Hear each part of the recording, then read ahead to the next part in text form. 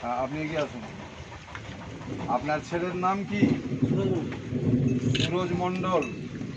সুরজ মণ্ডল 2022 সালে পাস করেছে দৌলতনগর উচ্চ বিদ্যালয় থেকে।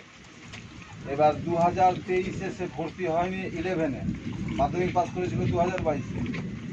এবার স্কুলে গিয়ে সে ভর্তি হতে চাইছে, কারণ কি আছে?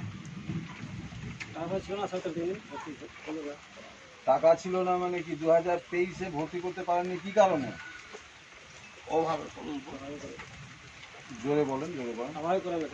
অভাবের কারণে আপনি ভর্তি করতে পারেননি। তাহলে এবার যে আবার আপনি বলছেন যে ভর্তি করবো বাচ্চাটাকে, পয়সা টয়সা জমা হয়েছে।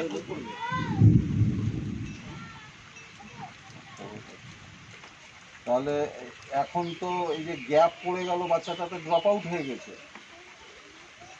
বাচ্চাটা ইতিমধ্যে কন্টিনিউইটি মানে ওর ধারাবাহিকতা পড়াশোনার নেই, তাহলে বাচ্চাটা এখন ড্রপ আউট হয়ে গেছে, এই তো? বাচ্চা তো ড্রপ আউট হয়ে গেছে, তো ড্রপ আউট বাচ্চাকে আমাকে ভর্তি নিতে হচ্ছে। তা আপনি তাহলে কি ভর্তি করাতে চাইছেন? জোরে বলুন। ভর্তি করবো স্যার। আচ্ছা,